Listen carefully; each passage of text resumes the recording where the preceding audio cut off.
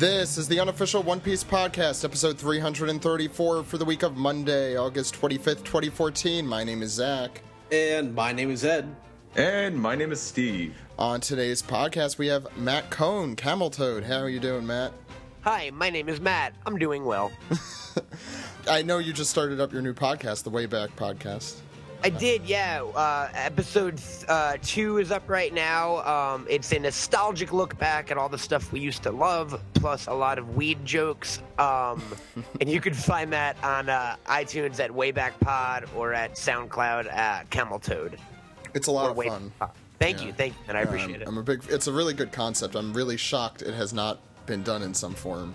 Yeah, basically the genesis was like I've done a lot of podcasts over the years, and the one common denominator with all of them was just like, oh, it's stuff I'm a big fan of from when I was a little kid, and I realized most of my friends also had that. So the idea of the show is me and my co-host Sean are joined by a guest every week who brings us a list of usually about 10 things that are important to them from their childhood, and we go over it. So it's everything from Super Nintendo games to like first dates to breakfast cereal, and it's pretty fun, man. Thank you. I have a feeling I know Steve's entire list right now. 90s cartoons? I'll tell you right now, it doesn't include any first dates. Hey, man, we get cool guests on this show, right? They went on a lot of dates. Mine were exclusively like Al Snow wrestling toys and Ninja Turtle play sets. So, yeah, I think I had this too. We also have, as always, very special guest Stephen Paul, translator for One Piece in Weekly Shonen Jump. How are you doing, Stephen? How am I doing, Shonen Jump? Zach, I'm doing good. Thank you. I'm feeling the friendship, effort, and victory. Great. So how's it been? How's everyone's week been? I'm just losing my mind today. Good, Steve. All at once. Stephen. Yes. I think we should all talk at the same time. Today's. I won't even dignify that with a response. Today's episode, we have a manga recap, anime recap, Toonami recap, piece together, all the fun stuff. It's a good episode. The standard, yes.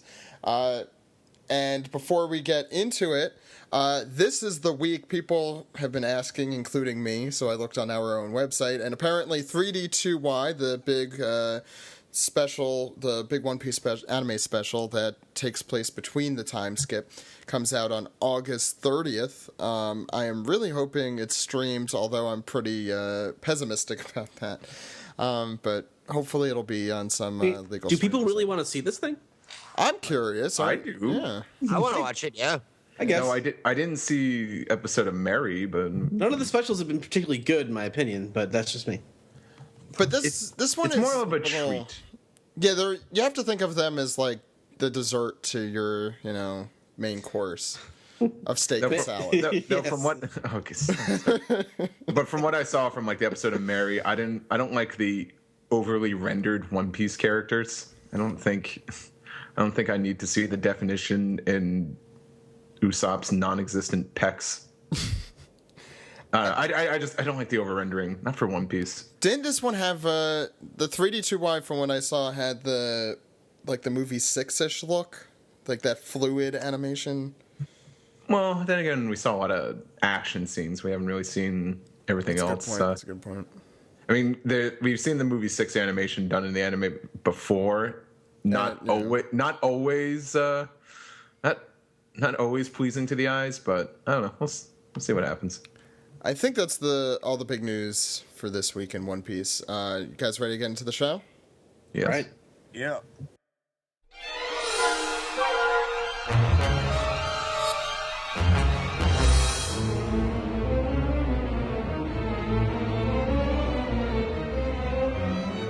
This is the manga recap for chapter 757, Trump Card. Ed, what's going on the front page here?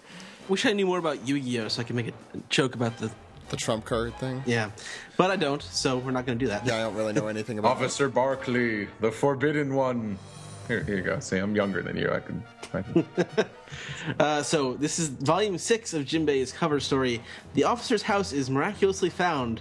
The mystery of the crying sea kitten deepens. Look at that! Look at that sad cat. Anime is brought to you by the following sponsors. Such a Toei title. So you're saying it's a mystery tears? Mystery tears. That is a real Toei title. Look at Jinbei's face. He's staring straight into the camera. It's a little disturbing. He's staring into your soul. Well, he's trying to ask you, the audience, what do you think happened? Well, I couldn't have possibly figured this out. Can you? Can you find Blue? Yeah. Also, guys, how does crying work underwater? I'm just curious on that one. I think we should all go in a pool and just think of really sad things and see how that... I mean, I guess it does work. It probably just goes up, though, instead of... I also like the implication that it's the crying sea kitten, implying that this kitten has not stopped crying once since Jinbei met it. It was happy once. It does not appear that way. It was happy like a week ago, or 2 weeks ago. Yeah, when I met the dog, it was like, hey, I know where you live. And he was like, sweet, let's go home. And now... Even the fish are sad. Yeah.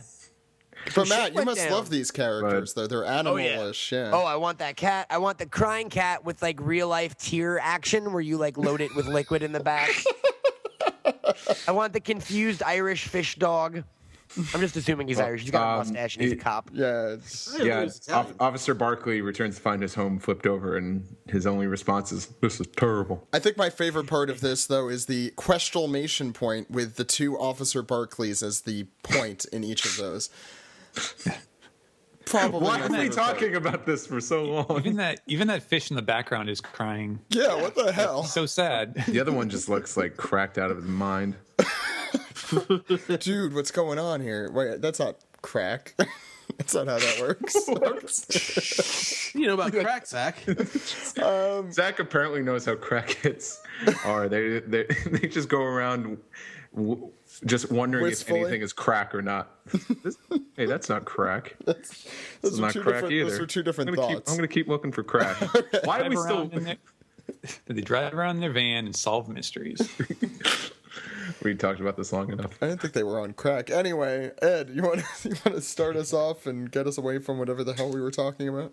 All right, we're on the third step of the mountain that holds the palace now, and Gladius is totally just busting balls up there. Bartolomeo is blocking him with his barrier, and he isn't happy about that, and he sort of calls out Bartolomeo, but Bartolomeo uses his barrier ability to create stairs. Wait, you're skipping very important puns right here. Barrier ability, right? Oh. Yeah. It You're works not better proud in of that one? Japanese because well, actually, originally I had just written it as barrier ability, but in Japanese it's barriability. So the in barrier is the same sound as the ability, so it crosses over, but that joke makes a lot more sense in Japanese, I guess. We can't. Yeah. Can't Sometimes have they don't all talking work. all slang now. We also skipped past Njorp. Wait, what? Europe and Zwarp. Njorp. Oh, you're right. Europe and Zorb. I didn't say Zork. Swoop. Is this the first time we've seen kind of like a curve-looking barrier like that?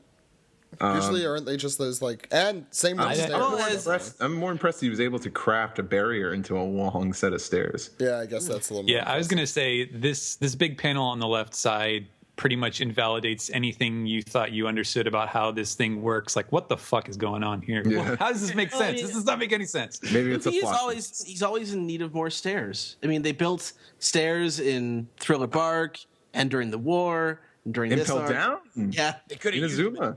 Yeah. Right, we always need more stairs, and Bartolomeo insists that Luffy use them, and Facing the wrong direction. it's a big help, and the creepy Nutcracker guys are still hanging out in the background there, as Law sort of looks on, and Cavendish is like, "What the hell is wrong with Bartolomeo? Why are you facing the other way?" I finally understand how Law's handcuffs work. They go around the back. I'm like, how is he able to move his arms? Like in most those handcuffs, they could do that. Yeah. Well, some are usually just like the police handcuffs with just hands behind your back and just the little thing. But okay, keep going. Sorry. Luffy thanks Bartolomeo, and he thanks Luffy for being born, as he cries in the other direction. It's creepy. Yeah. They can go straight to the fourth step. So Luffy takes Law and is about to leave, and we go to the next page. And I we like do the I like that he picks him up and he's like, "Let's go," and Law is like, "Okay, you go. I'm just gonna fucking sit here on your elbow." It's like, why are you telling me let's go? I'm just sitting on your back. Exactly. I match your mercy, Straw Hat. So we go to the next page, and Glack, the whatchamacallits, the Nutcrackers, are just climbing over Ball the busters. steps. Yeah, the ball busters trying to just eat Luffy. And Luffy's like, whoa! And with a zoom, up comes Kiros, dashing up the steps on one leg. May I remind you? Hopping up the steps. Hopping up the steps on one leg. This guy's a pro. He must do CrossFit. Oh yeah. Yeah, He does the insanity challenge. With, what's his name? Oh, he does a mud runner, whatever that's called. He does whatever workout's going on at 5 a.m. Yeah. There's a 5 in the morning? So 5 a.m. now? What? He slices through the mouth of one of the Nutcrackers and says, "On we go!" As he gets ahead of Luffy on the steps, the guy with one leg, with the dish. And Cavendish says, like, "Hey, I'll keep them at bay. Keep moving." As he blocks one of the chompers, with his sword, which is very out of character for Cavendish, considering what we saw This entire time. No, like a month ago when he was saying all this stuff, and then he said, "I'm gonna be the one to take down Doflamingo." Well, he even said that a few weeks ago, like recently. Yeah, I don't. Yeah, whatever that last chapter was, where he built up this thing only to be selfish. And Luffy just turns around. He's like, "Oh, cabbage," and now you done messed up because his beloved steed has fallen on this step. Well, that's why. And he just cannot go any further without doing what must be done. Because, just like how Luffy was all about Moosey, Cavendish is all about, what's his face? Farul. Oh, is that what it's I don't think so. I just sort of did that. Maybe. Okay. Maybe. We'll have to wait till... Oh, wait, the anime here reappeared. Well, you could ask Steven, right? Do you know? No? Do you know what Farul is named after? No, I don't. Okay. I think I looked it up, but I couldn't find anything. Okay. Maybe he's just a parody off of renowned rapper Pharrell, and he'll start wearing a giant hat. Other horses in animation have worn hats before. I think Dudley Do-Right's horse wore a hat. Mm-hmm. Wow. Whatever the name of Mr. Toad's horse was, wore a hat. This might be the best discussion. There's precedent for horses wearing hats. Horse hats. Horse hat. Hats for horses. I think we could move on. Yes. As Mr. Anime turns the cog on his... oh, my God. Well, I don't know if he turns the cog or he just kind of cocks his cog on his yokai watch. Watch out, there's ghosts. I'll say it again. He cocks his cog arm. He cocked the cog? He cocked the cog. He cocked his cog cuff.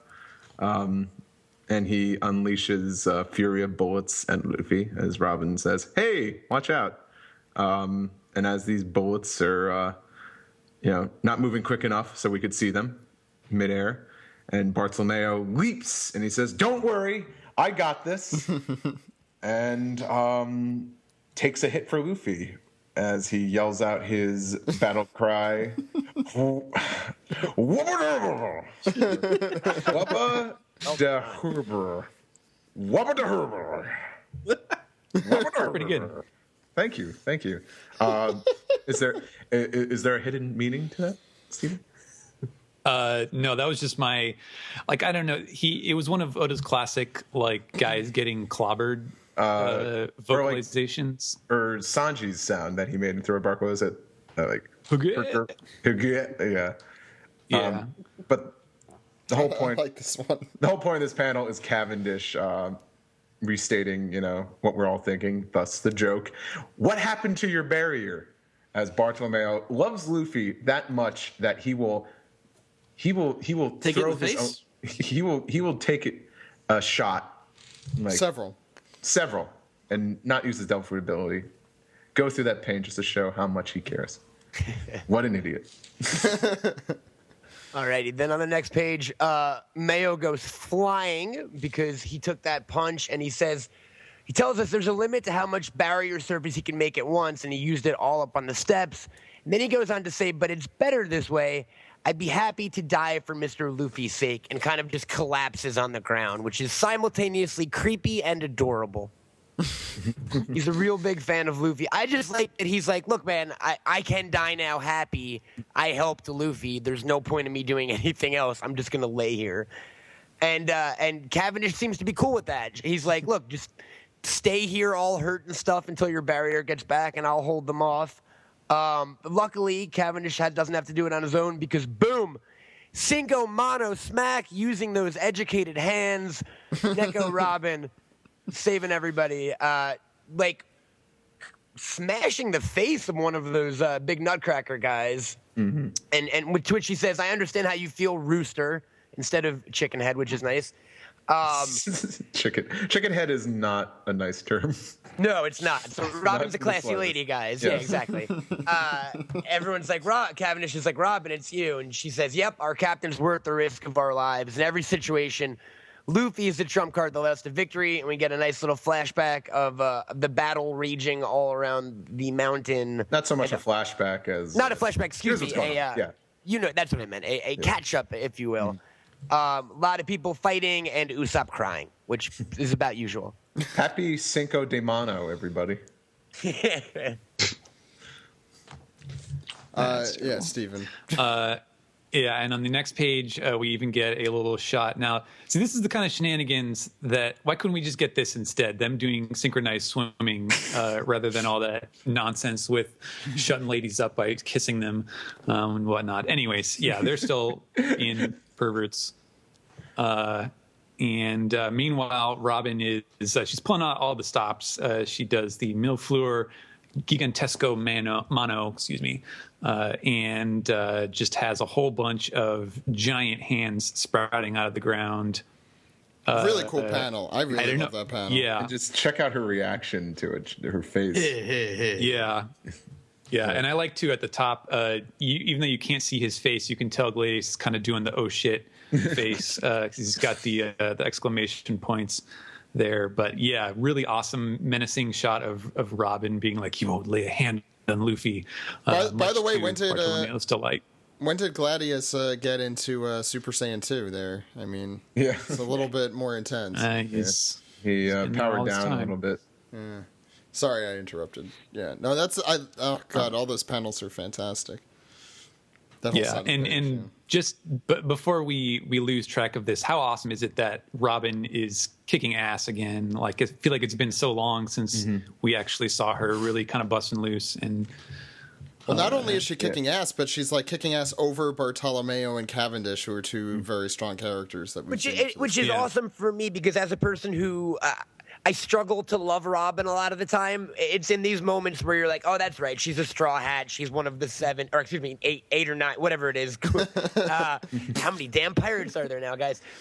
Pirates on the seas. You know what I mean? It's that moment where you're like, yeah, she might be quiet and an archaeologist, but she can kick ass just as good as the other guys. Yeah, I wasn't sure if we were going to save this for later, but I'm glad we're talking about it.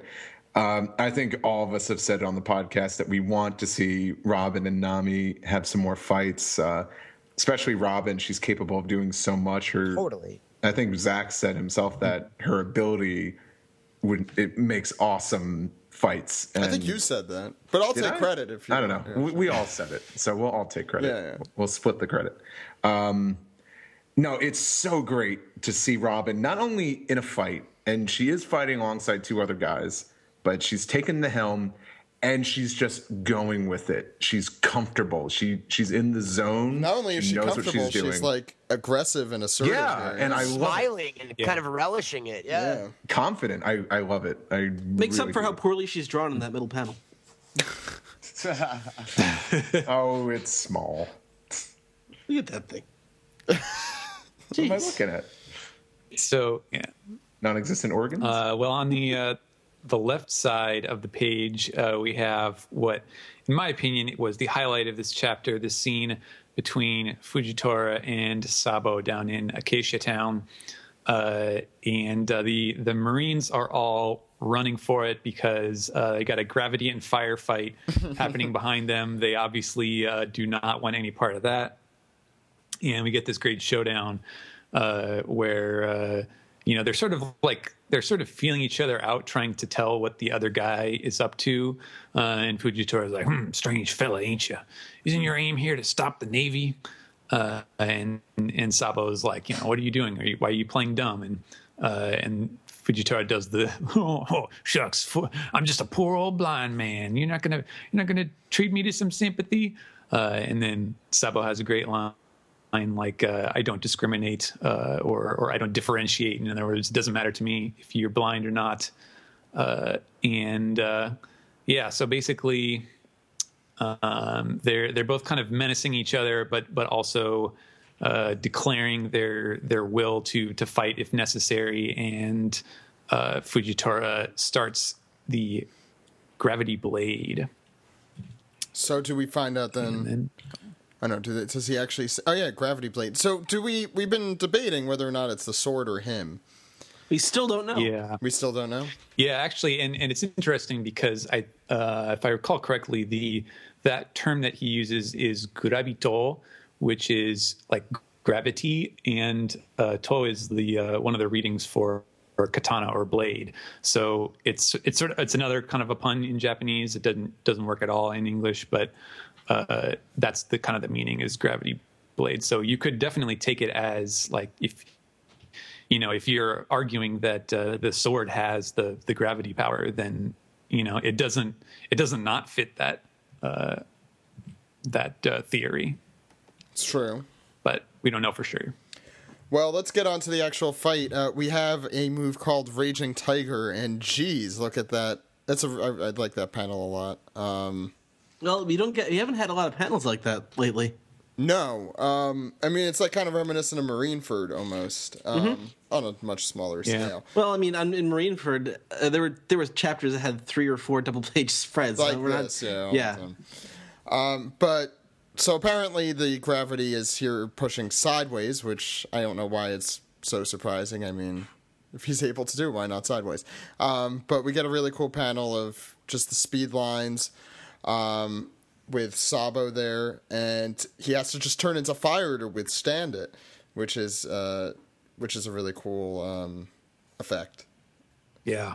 I guess there's not much else other than that. That's pretty awesome to say about that. And we see it kind of emanate away from toward Fujitora as Sabo tries to go to the center of Fujitora's gravity there. And who here is the one thinking, Sabo or Fujitora? Or are they both thinking it?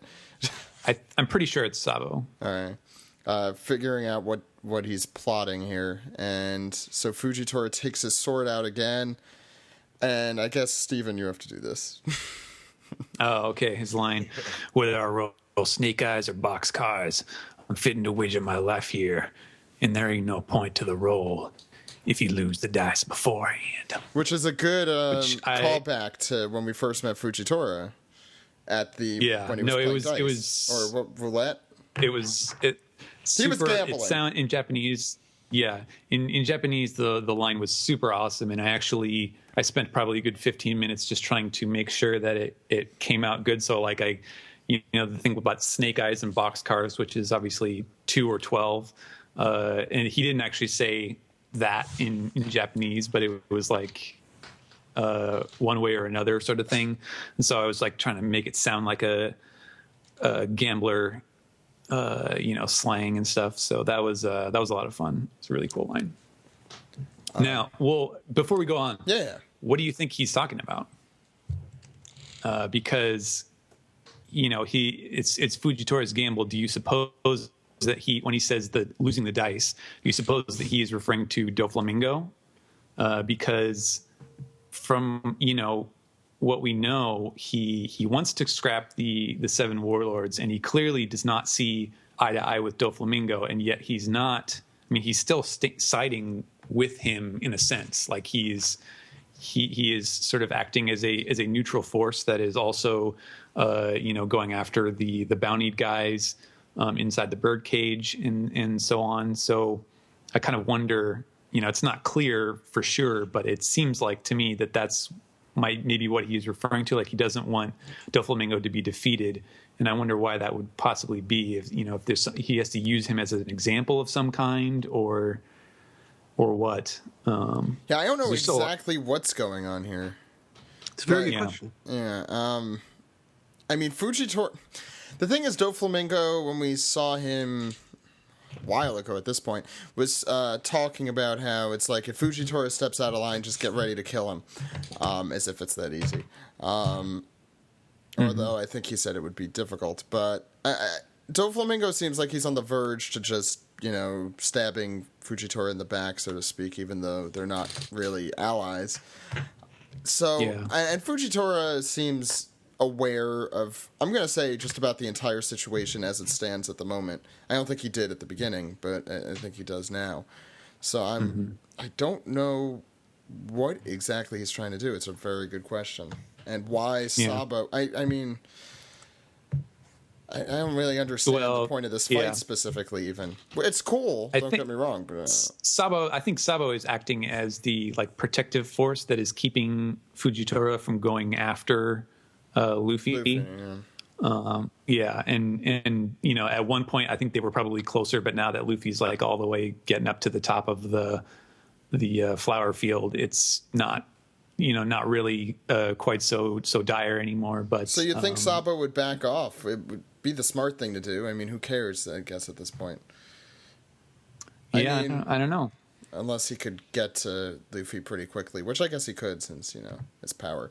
Anyway, Ed. Yes. Well, on a completely different note, fourth step of the flower field, we're back to Rebecca, and she is hiding, sort of crouching down in the flowers as Diamante taunts her to come on, just basically taunting her for being a coward. Don't keep running, stand and fight. You were coming here to kill me. You're supposed to be a gladiator. And I like that middle panel there where he's walking through the flower fields. I don't know if you guys like that or not. Mm-hmm. Yeah, that's good. Very tranquil for very serious. It's menacing. It's very menacing. Diamante, as we all know, who's in charge of the Coliseum, and he made a lot of money. They made a lot of money off of Rebecca in the Coliseum. It was good entertainment. We don't have any use for you anymore, so we're going to get rid of you. And he slices at her, and she goes down bleeding pretty hard there. Scars on her back are swordsman's shame. Yeah. And he continues to taunt her, saying he'll say it as many times as it takes. Do you want to know who shot your mother to death? It was me. Oh, man. Look at his face when he says that. Didn't he already say that once? Yeah, this is a flashback to this is a flashback. The Coliseum. Yeah. Where they interacted with each other before. Yeah. But in the present day, he says, I think I'll go with the gun, because that's... you got to say it more condescending. It's like, I think I'll go with the gun. Because that's the same way he killed her mother. No, and he's totally hamming up right here, too. It's like, after all, it's the same way that Scarlet died. Your mom, who I shot with the gun that I'm pointing at you. Just like might not have been Scarlet. Steve, you want to go to the next page? I will. Well, no, she cries out for Soldier. Help me, Soldier. And help her, Soldier Kiros does. As well said. I don't know where exactly he hits him here. Yeah. Also, if Kiros was 2 feet away, why did he let Diamante say all that really mean stuff? And he's moving pretty fast. Fast. How can no one that poor girl? Yeah. What was it? He was hop sprinting. Yeah, he's an amazing sprinter on one leg, but apparently he's the stealthiest one-legged man you'll ever. So when I first read this, I thought he cut his arm off. Is that? I don't know what he's hitting. Look how close they are to the edge, though. What do you mean? Oh yeah, the bottom left panel. You can see how close they are to actually where the ledge is. Well, yeah. I mean, the interesting thing is, I want to confirm here, but I don't think we see Diamante face on after this panel again. We see him silhouetted 2 times, which makes me think that this attack may have actually done some legitimate damage. If you go below, it seems like he's kind of blood spurting out from his torso. I think it would be super fitting if he took one of his limbs here. I mean, just with what happened. I mean, I know Kiros's leg did not get cut off by Diamante, but the fact that Diamante killed his wife, I feel like that's some good retribution straight off the bat right away here. Here's hoping. I think that would be a cool touch. And why not? I don't think... Well, obviously, limb cutting off has not been something that Oda's been particularly afraid of, so at least there's that. Sorry, Steve, go ahead. No, continue. Continue with your pitch. I had nothing else to say. Of course, Diamante stating obvious. He's like, Kiros! It's like... And Kiros is... And That's your Diamante voice? Kiros! Well, if you want to do like Steven Tyler's like, wah! Every time I read his voice, terrible. I try to do Steven Tyler, it sounds like James Brown. Yeah. Oh God. Yeah. I don't know.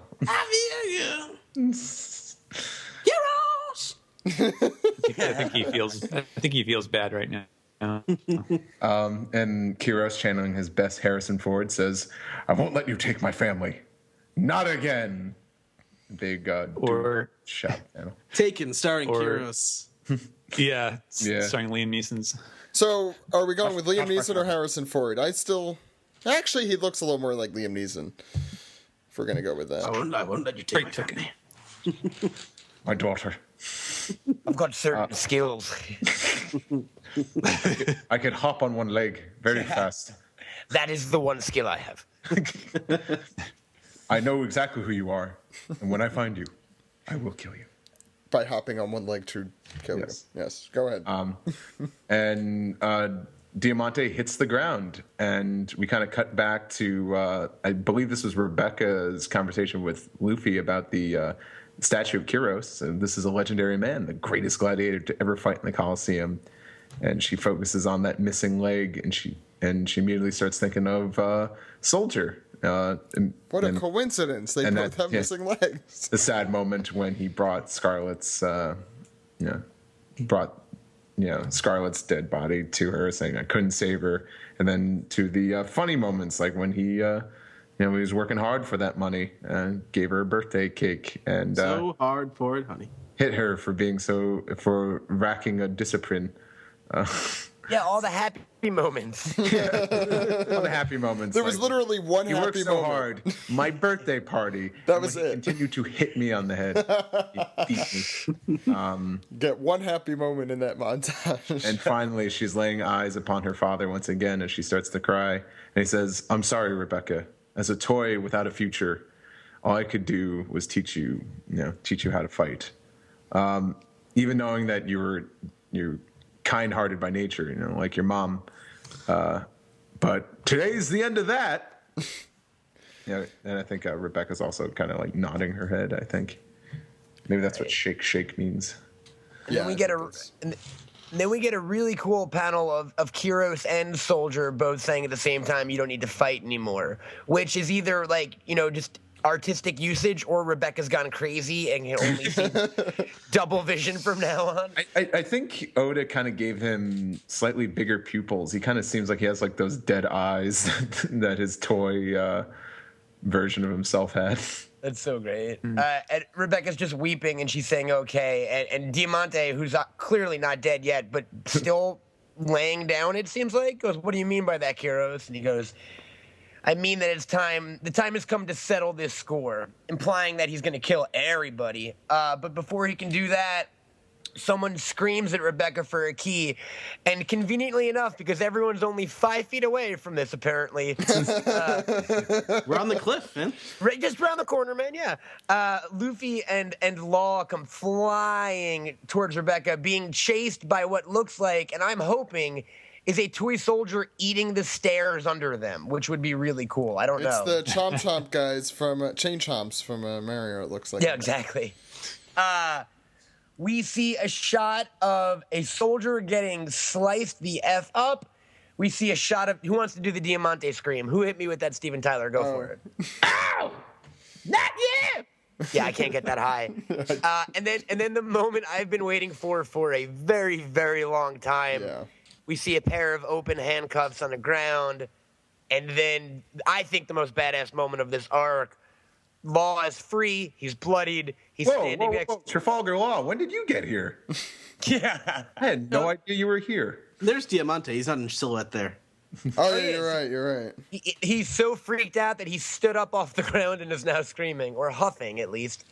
Why is he behind them? Anyway, go ahead. The fight is not over. And then you get your image of what I think are the two, other than Zoro, the two best fighters in this series, Law and Luffy. Finally, hey guys, all right, finally standing side by side, and Luffy saying, "We made it to the fourth step. Mingo's here." Kiros is like, "Hey guys, I'm sorry, I got my hands full with him." I think implying Diamante, right? Yeah. Yes. Can I leave Don Flamingo up to you? Which, I mean, to which Luffy and Law say, of course, but I think what they really want to say is, fuck yeah. Which is what I want to say, because we've been waiting for this moment for a long, long time, guys. And it finally has come.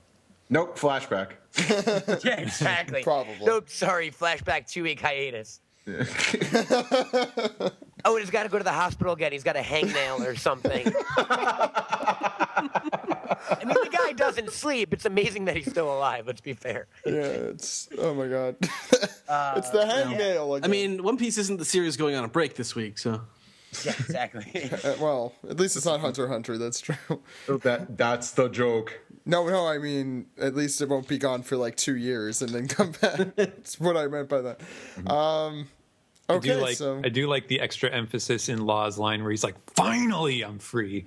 It's like, Jesus Christ, what took you guys so long? I wish he just smacked Luffy the second he got out of his handcuffs, just for good measure. You know what I mean? Just cause. Yeah, just literally just cut. I am shocked he did not just bitch slap him and then it's like, okay, let's go. Exactly. Like, Now okay, I'm I got ready. that over with. It's like I think he understands how Luffy interprets an alliance now. Just a He's going to do whatever he wants. I feel like it's like a Ren and Stimpy sort of thing. Just, Law is Ren and just continues to just smack Luffy. It's like, you idiot. Oh my God, that is their relationship. It's Ren and Stimpy. Animation not yet complete. Okay. I guess we should start talking about the chapter overall. I'll start it with something I didn't like. And you have to start on a downer after that big high. Well, because we had a high, and then you get a low, and then you get high. Okay. Okay, we could do that too. Yeah, sorry to break the news to you folks, but I didn't like how Rebecca was handled in this chapter. And it kind of just, the knife really turned when her first bit of dialogue in this, in this chapter, her first panel is, "No, I don't want to fight."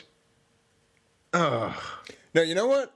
I'll present the disagreement. They reference it later on in the chapter. And they reference it earlier. Okay. She is kind-hearted like her mother is, and she shouldn't have been. I mean, it's a retrograde attitude to have that women shouldn't be forced to fight, or women shouldn't be fighting. And it was in the same chapter where Robin was kicking some major ass. So I'm like, stop ganging up on me, guys. Can I? Yes, I am fully aware that Rebecca's character was, she's kind-hearted. She was never meant to be a fighter. Kiros taught her how to fight. By defending herself, to avoid getting killed. More of a, and by hitting her on the head. Key to that. Yeah. Yes. Because that'll happen. Defend yourself. Rebecca was fighting the Coliseum. She was in the finals. She was fighting against. They made a point to say that she never injured anyone, which I always thought that was weird. But she was in the finals with Diamante. I guess because this was before she knew that Diamante was her mother's killer. She seemed okay. She seemed cool. I just thought I would have liked to see, everything that she learned. She thought maybe she could try to use her skills to defeat Diamante. Like, I kind of feel like what's her deal? She's like, oh, let me just go back down the cliff. Someone else will take care of this. I wasn't really crazy about it. I thought we've seen so much of her fighting, especially I'm watching the anime right now, and we're seeing a ton of it. For her to just completely backtrack on all that after all this time, I wasn't really crazy about it. You don't like her being a Gohan? I agree. Here? Sorry, go ahead. I agree with you in principle, and I think if that's ultimately what turns out to happen, yeah, it will be really disappointing. I'm still holding out hope that she will use her skills in the fight between Kyros and Diamante. Like, let's say if Kyros gets sort of knocked back on his heels, and single heel. If there's a reason for her to step in and use her defensive ability to protect her dad or something, or even because they're so close to the cliff, she has her like back to the water dance sort of thing. I think there's still plenty of time for Oda to do something like that kind of does give her some agency of her own. But yeah, if it does just turn out to be, in fact, there was a comment in the Weekly Shonen Jump comments field that I thought was really interesting. That if it turns out to be that, I'm going to quote this person, Penguin Zero. They said she's broken in an instant to give Kyros the chance to be the hero. Apparently, what I got out of the character wasn't what Oda wanted to say at all. Apparently, he wanted us to see this strong young woman as a frightened child. Apparently, a husband getting revenge for his wife is more important than a daughter getting revenge for her mother, or for that matter, them both doing it together. She's not a hero, just a victim. Which, yeah, if that happens, that would be really unfortunate. But I don't know if it's necessarily. I can't say that yet. Right. I mean, the story isn't over yet. Well, I also don't. I also don't see her character arc like that. Look, there are some people. I don't. And this is, look, we had the gender debate a few weeks ago, and I mean, I stick to that being an issue sometimes in One Piece. Gender debate with all the men on this show. With all the men on this show. We're great representations. But, I mean, I really don't think that's what this is here. From what we've seen of Rebecca in this arc, I think this is appropriate.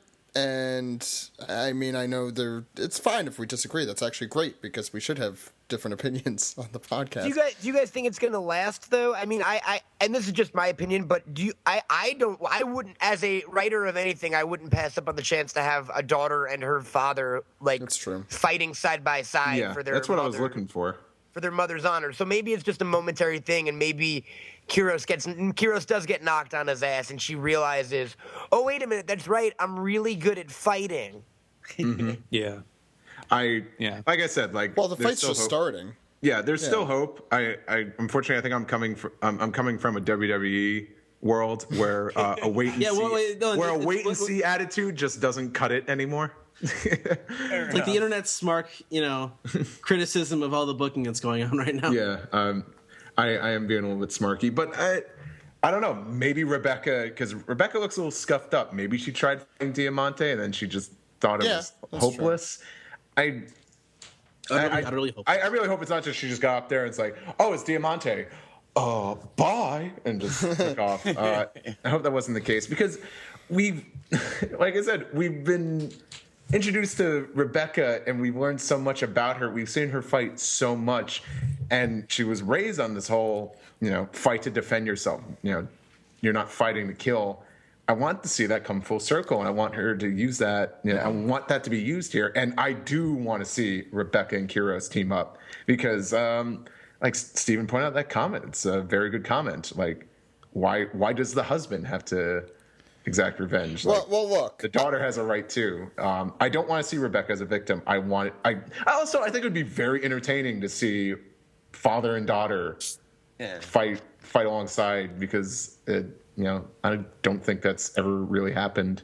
Well, look, let me put it this way. This is not to negate the fact that I would not like to see. I would like to see the father-daughter thing later on, but at this point, for what we have seen so far, I think this is appropriate. What I was going to say is because this entire time, this character Rebecca has been put in the absolute worst situations imaginable. I mean, her mother died, her father got turned into some toy, and she never knew who he was until this point. And not only that, but you have, the whole plot along with the song, soldier always be at your side, and that's kind of what I think the reason was for Oda to have her running away, or at least to cut in when she was running away so she could yell for Soldier, and Soldier would be at her side. I think it's kind of to show that kind of iconography. Well, let me get this out of the way too.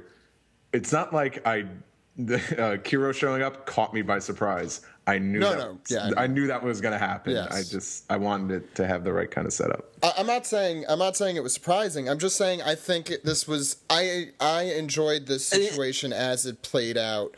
It fits in with her character, and it's not over yet. She's been through so much too. She's been fighting this entire time. I mean, we're reading a shonen manga, so we're like fight more.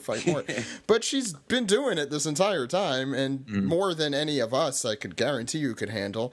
And yes, because she's a character in a comic book. Exactly, but I'm saying in her situation, fictional character, Zach. But I mean, she was fighting with some big league or bigger league people, throwing them into the water to get eaten by those fighting fish. She was and all of us could be dead in a second. Exactly. But we're not fictional characters. Well, no, I'm not. I'm saying in her position. I don't know, guys. I'm a pretty good fighter. No, anyway, I think we should. Any other points in the chapter? How about some other things? I felt like we talked about that long enough.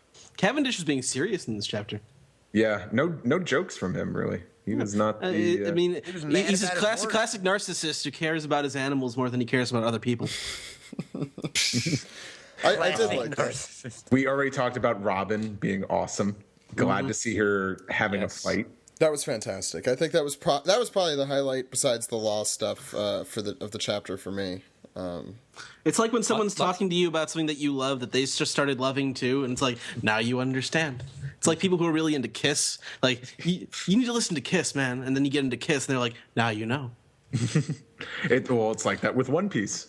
Yeah, or like the subject in here is you understand Luffy. Now you understand. Yeah, her speech was great too. I mean, it's not that normal. Lots of really, really good dramatic lines in this one. Robin had a really good line about Luffy. Fujitora had his awesome gambling line, and Kiros had a pretty good snap on Diamante, where he's like, "Not my family, not again." Blah, blah, blah. I thought there was lots of really good dialogue in this one. Sabo also. Sabo is cool, but with depth. Yes, because he had a great backstory as well. I mean, we'll mention when we do our Sabo episode, we'll talk about it a little more. I have an excuse to rewatch all the entire Luffy flashback. Or read. That's gonna be awesome. Read it, watch it. Yeah, I have to plan a date for when we're doing our Sabo episode. I think the last page that Matt went over is probably going to be one of those 2-page spreads you see at like the One Piece events. It's like there are 2 like amazing or 3 amazing panels there. The one with Kiros and Soldier is very well put together there. The Law and Luffy getting out, and the fuck yeah panel is what I'm going to call it. I like that. Mm-hmm. Yeah, so I think this was a bigger chapter. I mean, this was a chapter that really moved things in a direction that we've been expecting for a while. Mm-hmm. Which is not bad. It gets us to the top of the thing, luckily. You know what I mean? Yeah. Mm-hmm. Any other lingering thoughts? Every One Piece chapter getting us closer and closer to the top of the thing. I think what we said was pretty cool. I should also mention just the artwork on the 2-page spread of Raging Tiger.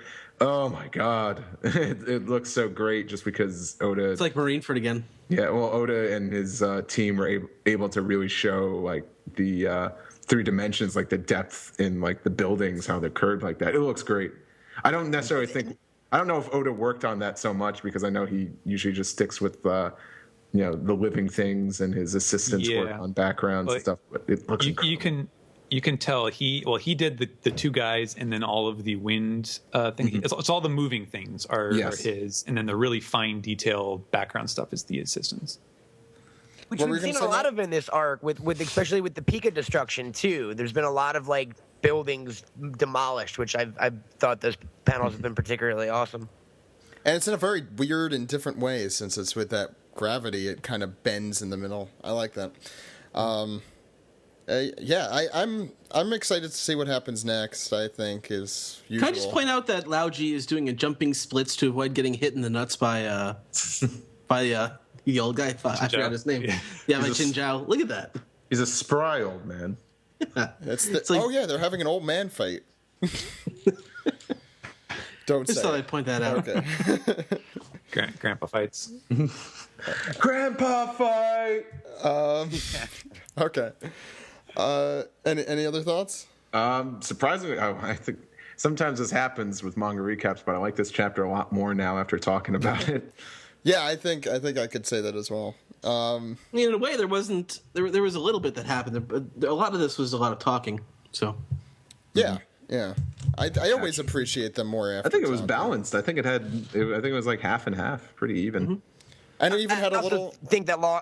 I'm sorry. No, go ahead. I was going to say, I think Law getting the cuffs off negates an entire chapter of talking, because that's a big moment. You know what I mean? Mm-hmm. That's true. I mean, we've been leading up for a long time. Wow, it has really been a long time. Yes. Because it was when he got shot. Since then, he's been in handcuffs. Which hasn't quite happened yet in the anime. That's like almost a year ago, yeah. That's what I'm saying. I don't want to see him punch some stuff. Yeah, I agree. All right, let's get on into the next segment. You guys ready? Let's get on it, in it, whatever you said.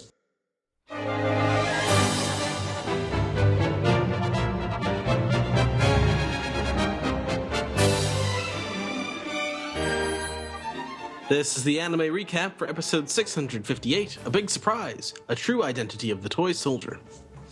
And it's a short recap this week, which is a good sign. Yeah, it was very short. I forget.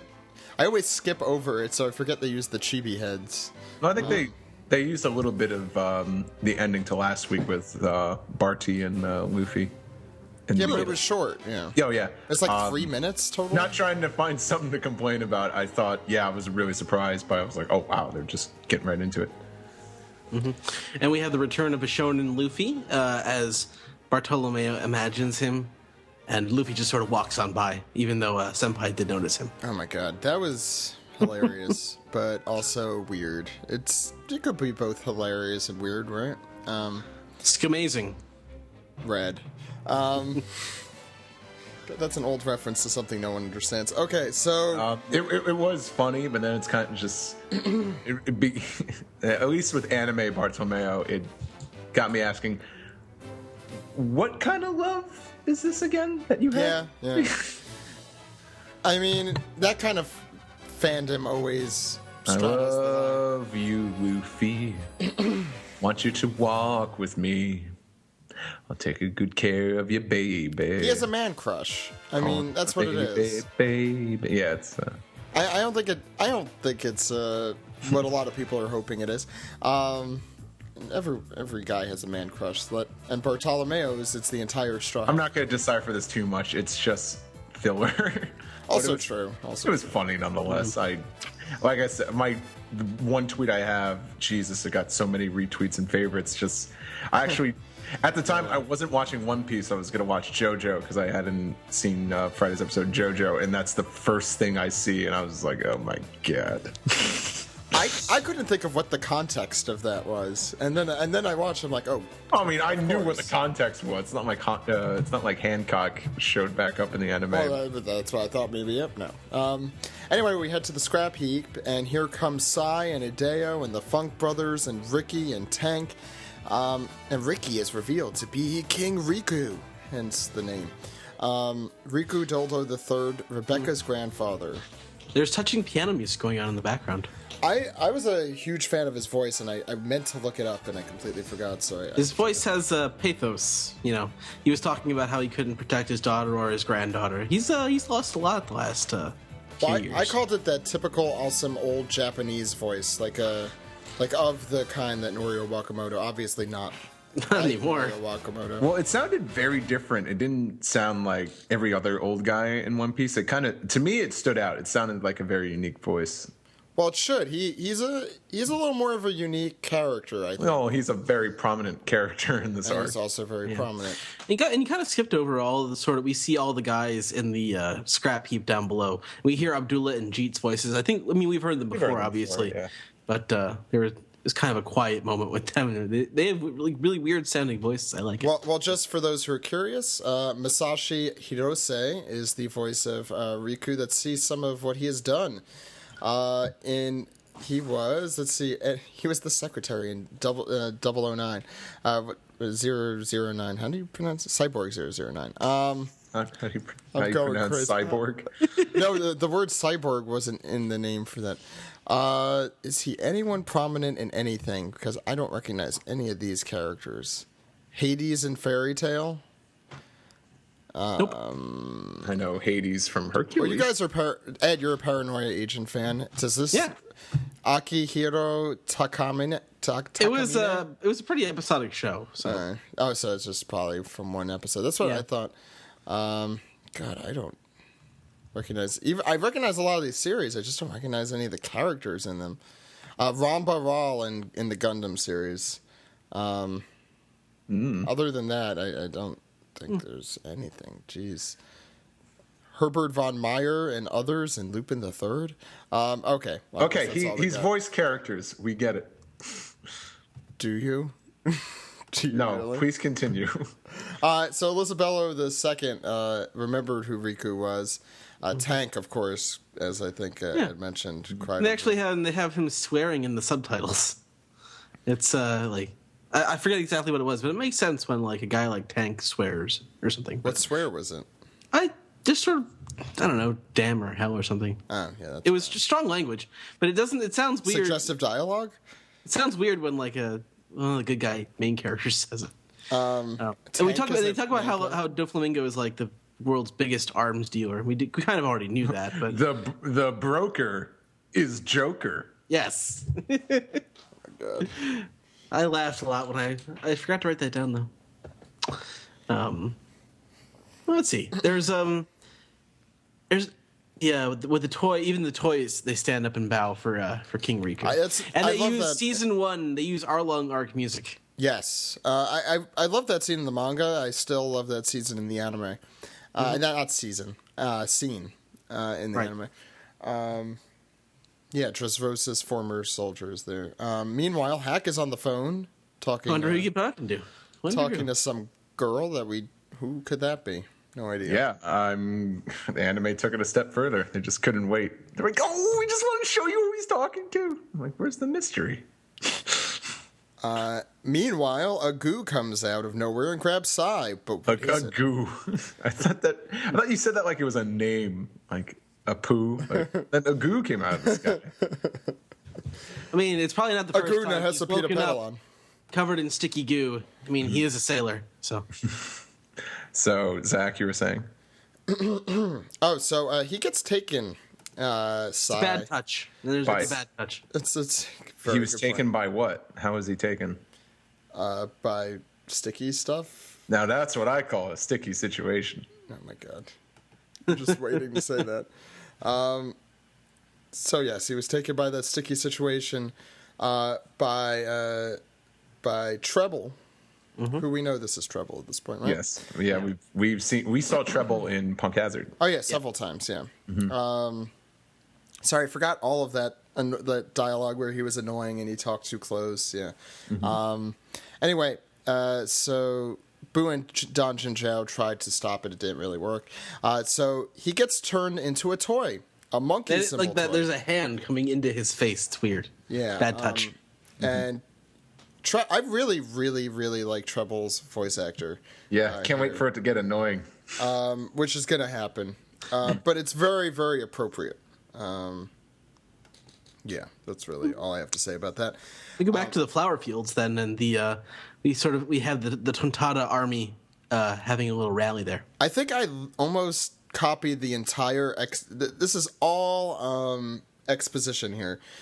So let me tell you a story, Ed. Okay. The Tontadas were facing extinction. King Don Quixote led the worst... Let's see how I wrote this as I was writing it. King Don Quixote led the worst times in history until 900 years ago. Wow, I misspelled slave. The slave era. The Salve area. The salvation. They were Far cruel. from it. They've had a hard few hundred years. So. Literally devils forced them to work deep underground while the humans built up wealth. Records from the subsequent void century are absent, but after that the Don Quixote family left and the Rikus took over.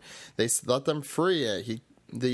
King Riku at the time cried and apologized profusely, and as a form of compensation allowed them to take anything they needed from the country so they didn't have to Why did I say so they didn't have to work?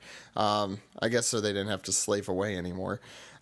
Frankie cries through this. They worked so hard for so many years for nothing that they kind of... Now they could get free stuff. They kind of deserve to just get free stuff. Now that's what I call reparations. Yes.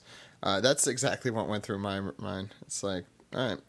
Riku supported the Totadas, and neighboring countries, in turn, since Riku was such a great king, helped the land prosper over those 800 years. But then... They also tie it into all the flowers that appear all over the island. Right, the sunflowers, I guess. After 900 years, though, the Don Quixotes have returned, and now they must stand up and stop history from repeating itself. This is all. I forgot that Manchuri is actually that guy, the Elder's daughter. Oh, right. Yeah, I forgot. I'd forgotten that, but it goes against my whacked out theory that she wasn't real. I thought that they had made her up as a lie, that they told the Totadas that she existed. What did we call it? This is thing I thought of when I was on my sabbatical that I never had a chance to talk about. What did we call Soldier something exposition? I forgot his name. I don't know. Exposition Soldier? I don't know. We had a name for him. Anyway, he starts into his exposition about how they tried to kill the Riku family after that, but Soldier saved Rebecca. But now she's caught and on public display in the Colosseum. Yeah. Well, we really show the motivation of the characters. This arc sort of takes off, I think, from here, where we have this personal goal as opposed to whatever the Pirate Alliance is doing, whatever greater goal they have. I mean, that plot doesn't necessarily end here. That keeps going on other places, but this is sort of like a personal thing. It's about the island. It's about its history. It's about royalty. It's a good story. I like it. And Soldier reveals himself to be Rebecca's real father. Did that happen in the manga at this point? I forget, there are a lot of reveals revolving Soldier. I won't say what they are, but there are. I forget when each one happened. Well, the other one I think came later, so this one came first. I don't know if... I thought it was later on for some reason, but... okay. It's revealed. He is her father. It's, the ending of this episode has a lot of feelings in it. Although it's weird where they're talking about the father-daughter bond, which is a weird thing because he says it while they're panning over a close-up of her heaving bosoms. Yes, I thought the same thing. Yeah, not the best treatment in the anime. Not at all. It's like it was such a sweet scene. Then it's like hello, and then this seems a little weird now. Well... Yeah. I've come to expect less from the anime, but I want more, Also true. Any other lingering thoughts on the episode, Steve? I don't know. It was solid. Yeah, I mean, it's a necessary step. I think that's how I would describe it. I think it was... I really think this arc picks up a lot after this. The animation was consistent, and especially after watching the Toonami, which we'll talk about in a second, episode, I'm like, whoa, the episodes now don't look that bad. We complain sometimes, but it's like, it could be worse. I think the animation is more consistent, but I don't think it stands out as much as it used to occasionally. I mean, in a bad way and in a good way. Well, Impel Down had a lot of issues, not just in pacing, but I think the animation was sometimes bad. Even Marineford had the same problem. Well, Marineford, that was all 3 or 4 years ago at this point, That's also true. I think they've stepped it up a little, especially recently. I think when did we say they were doing a little bit better? Punk Hazard? I don't know. Yeah. I was out for a lot of that in the anime. Like I didn't watch half of Punk Hazard in the anime because I was on my sabbatical, and I still haven't really closed that gap. Anyway, you want to go into the Toonami recap? All right. Okay.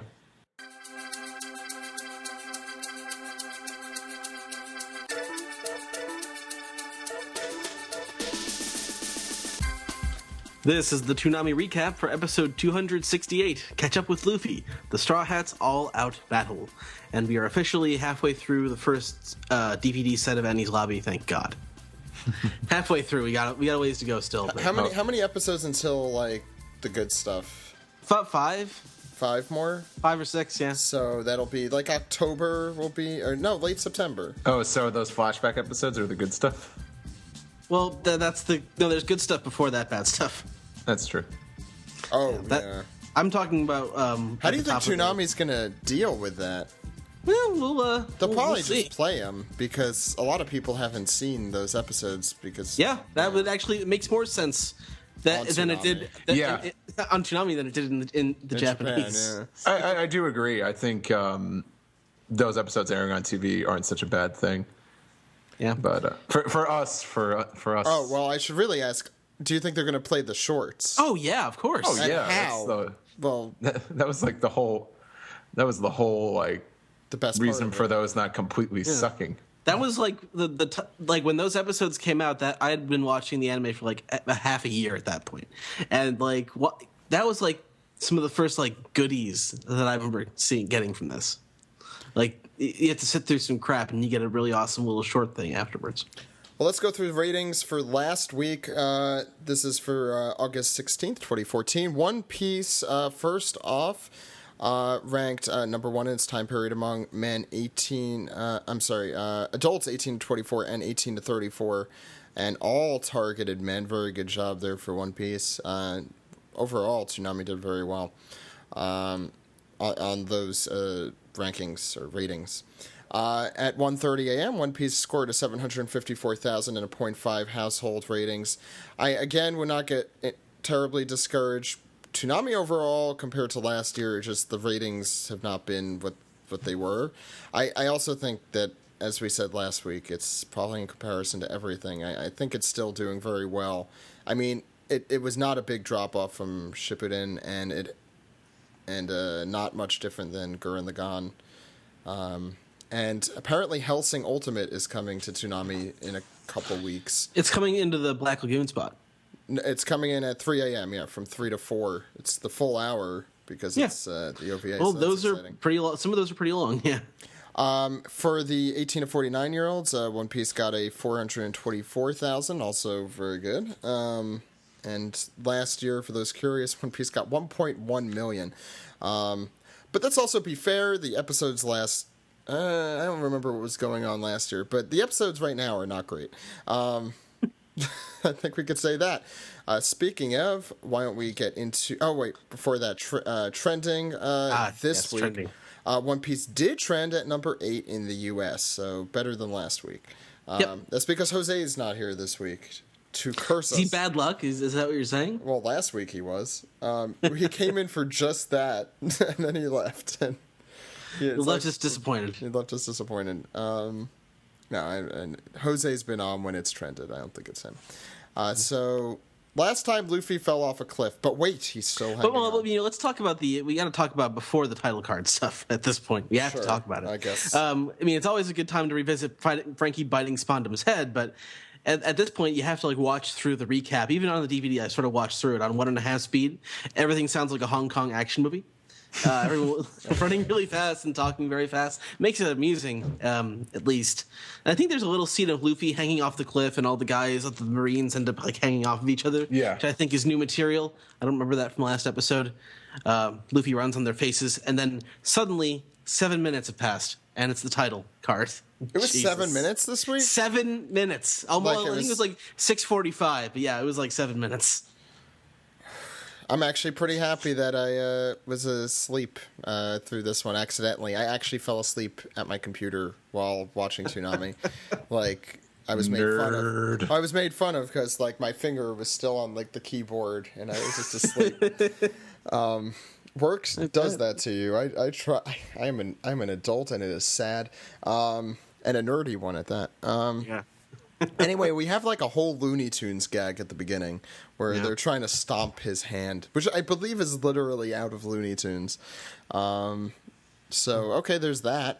And then the title card happens. Then the title card happened after 7 minutes in the episode. My favorite part of this episode, without a doubt, and it's only because of the dub, is the Zoro's henchman versus Sanji being Pirate A/B/C. And I think, Steve, I have to assume that this gag was... Do you like this gag? Zoro ever since kind of Steven translated all the insults that Zoro and Sanji have kind of dealt each other, I feel like Zoro is by far the wittier one. Yeah, no, I think Zoro always has been a little wittier. Here's Sanji especially doesn't really give a very good retort. He also gets hit by a metal bathtub in the head. That did happen, yes. I like it's almost a fourth wall joke from Funimation, I felt like here, because there are pirate A's and B's and C's in the script, much like duck A's and B's and C's. Well, I think that's in Japan as well. There's lots of pirate A. Yeah, it's Soldier A, Marine A. Yeah. Soga King losing his mask, that's also another classic gag besides Pirate A. Yeah, there were moments, and that's probably because the manga had its moments, and then the anime extended those moments. You know who has good lines in this episode? Chimney. And she says, "We're too cute to die." She had a bunch of very good lines. Yeah. And then we see that Nami is okay, and she's just she's stirring the shit up, putting the heat balls and the cool balls, and then shocking everyone left and right. And so terrible out of context. There's a really horrifying freeze frame of Chimney. The camera pans or zooms back and goes past her face, and she's staring at people getting shocked. And there's a freeze frame. It looks really horrifying. She's the open mouth you can't do this on the air. Stare. No, not really. It's creepy. You can see their skeletons, she says. It's the first cartoony thing to actually come true. Mm-hmm. And everyone, of course, as Nami doesn't have full control of it, everyone gets shocked, and she yells at Sniper King for the faulty design there, as usual, which is reminiscent of Alabasta there. Yeah. They do they have our piece together music, right? As they do a split screen deal, and they all sort of run off to find Luffy, and then they answer your questions, comments, and theories. The watchdogs show up, and no one cares. We go right into the commercial break. And afterwards, Luffy continues to fight random Marines. He's the Roadrunner Luffy. He's just running around, not doing much, just running around, avoiding getting shot at and doing other stuff. And then the Watchdog Commander guy starts to talk, and I start to lose attention. And now they are surrounded. But then Sodom and Gomorrah come to the rescue, and we sort of have a little bit of stuff happening in this episode now. I can't think of characters that I care less about in any arc than the Watchdogs. They're literally the most boring characters. And I like how everyone else doesn't acknowledge them. Yeah, they're no-selling the Watchdogs. Yeah, it's like terrible characters. What the hell are you guys? Yeah. But then we get back to the interesting parts with Spondum and Frankie, and Spondum gets to point out the obvious corruption and cronyism within the government of Water 7. I mean, seriously, how does a guy become the mayor and own the biggest company in the town? This guy's basically a king. Michael Bloomberg. Exactly. Wow, that's very appropriate, actually. I'm going to think of him with Michael Bloomberg's voice from now on. And on Tuesdays we go shopping. And then we talk about the Buster Call a little bit. It's like the Chekhov's gun of this arc. Yeah, and that's the Buster Call has to go off before the arc. Go off. Yeah. You don't have to have seen it to know that has to go off at some point, because it's there. Mm-hmm. It's dying to be pushed. And then Spondum just starts ranting like a madman, like a loony. Well, he is those things. Mm-hmm. And then Robbins is like, well, what about... And then he gets this weird looking in his eyes, and he smacks her upside the face. It's really... it's a really villainous thing to do. He's got that crazy look in his eye. I mean, kind of like the animation... I feel like he's shuddering. There's a completely different animation team that does the scene of when Spondum says, "Hey, I'm going to hit her for sassing me." It's the hitting her for sassing me. If you already didn't hate Spondum for getting Tom killed and all that, I guess the scene was meant to up the ante. Spondum was probably one of the better Oda jobs of making you hate a villain. And there's the weird thing that happens in the dub script where he just keeps calling her witch. I feel like Spondum, because he's a bad guy, should be able to say bad words, but then it would mess with the show's rating, I guess, and you can't do that. I feel like the bad guy should be able to say... You want to be careful with that. The bad guy should be able to say things that make him look like a bad guy. I don't know, curse words, you got to sprinkle them in. If it's just nonstop. I mean, there was one particular instance in this episode that I thought could have used it, and it sounded weird when someone that evil wouldn't say that. I don't think, because it's sort of like a neutered, no, it's a non-insult insult. I don't know. I'm not bothered by it as much. Yeah, I don't think I am as much. Because I think I understand, but if this was, it goes over like a Led Zeppelin. It just sounds weird to me. if it was a different series, yeah, he'd be saying "bitch" over and over again. Yeah. Yes. I don't think really there are any characters other than him. I mean, there may be a couple that should be saying things that strongly, but I think he's such an evil character that he should be saying those things. It would make his character that much worse. He's pretty bad. Yeah. Anyway, it's cherry on top. Yeah. And then he actually, and that sort of round off the episode there. Another episode, nothing much happened, and not much is going to happen in the next episode either. Good, thank you, Ed. I watched through to the next episode preview. At least we're honest. You got like 5 episodes to go. It's going to get really good, I promise. Yeah, I'm really looking forward to, like, the thing is, NES Lobby has some of the worst episodes in the show and some of the best episodes in the show, so yeah, you gotta wade through these. Anyway, thank you, Ed. Thank you, Steve. Why don't we get on into the next segment? Okay.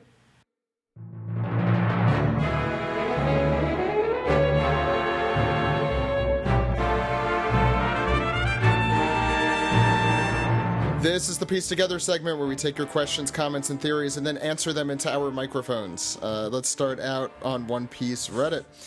This one comes from Jothuamin. I'm going to pronounce all of these wrong because that's what I do. Where do you think the cover story is going to go? And he gives us 4 choices. Somewhere related to Kaido, Big Mom, the Marines and the world government, somewhere else, or could the Sea Kitten be related to Alabasta? Somewhere else. I personally think it's going to tie in. I don't know. Maybe Big Mom. I'm going to say Big Mom.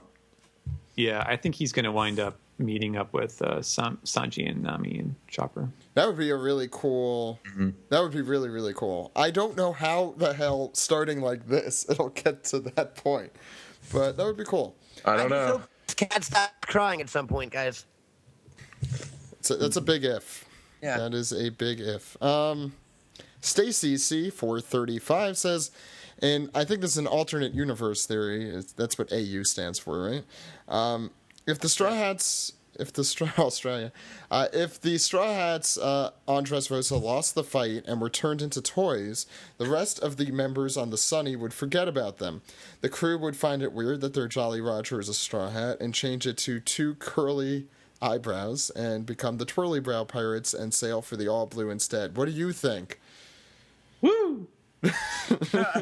Great answer, Ed. Clearly. I think that's clearly what would happen. Would you watch those adventures?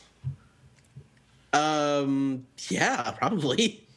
It can't be worse than Chopper Man. I think, that in all seriousness would work as a movie since we had the alternate universe movie 9. Why not an alternate universe if they all got turned into toys? This is what the Sanji Pirates adventure would look like. We're going to go after women, and it's going to be terrible. I just know that I would want the toys of those toys. So oh, yeah, 100%. Yes. At least you'd get those figures out of that. Exactly, man. Yeah. Def Atlantis says, how did Kid lose his arm? Do you think it was another pirate or a marine, or maybe he pulled a Shanks and gave it up to the next generation? I think he just, had some little too much kid time, if you know what I mean. Whoa. Wow. I did not expect that answer. Should I wait? I don't know what you mean. Please clarify. Should I have waited for you guys to provide some serious answers? Any other thoughts? Maybe he ripped one off for all his dead homies. He ripped it off for all his dead homies. I think they were just getting drunk one night and they're like, "You want to see something real hardcore?" That actually would fit pretty well. Because, now I refer to Kid's crew as the Death Clock crew. They would probably fit in Metalocalypse. All of them are from like Norway and Sweden, and they're just into death metal. Yeah, why haven't we heard them with any metal music? I don't know, because because that's not what the characters are at all, and it's just like something that I made up just to entertain myself and come up with a few jokes every now and then on the podcast. Wow, you just hey, it could be you're dry tonight. Snakebit 1995 says, I was thinking back to the Arlong arc when Luffy and the others arrived to fight Arlong. Johnny says that if they can't beat Arlong, the East Blue is doomed. But then the next arc introduces Smoker, who lives in the East Blue. Since Smoker is generally a nice guy, shouldn't he be able to stop Arlong? Smoker always beats Luffy pre-time skip, so Arlong would have been a cake. Arlong was being protected by Captain Nezumi, right? Yeah. That's like Mignano, right? Arlong was still kind of like under the radar. Indeed. Yeah, I think. Yeah, I think it would have been fine. I don't think Johnny Everything was would correct. have been fine. I'm sure someone would have come along to stop that from continuing if it got worse.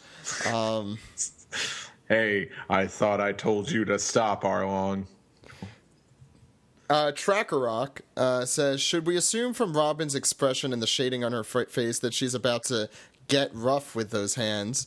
And will Robin's ability to bloom scatter put Gladius at a disadvantage? That's if her hands are going to be rough, she better use some lotion. Whoa. Rough. What? I think Mr. Anime is going to turn to a different kind of anime. Which kind? Yeah, that's a good what prediction. Sexual kind of anime? Okay. Oh. I thought he's going to be more like a manga. Flat. Steve. Yay! Thank you, Matt. No worries. Physical property humor. An anime request was, please do your favorite imitation of Bartolomeo's the Luffy. I'm trying to remember how it went.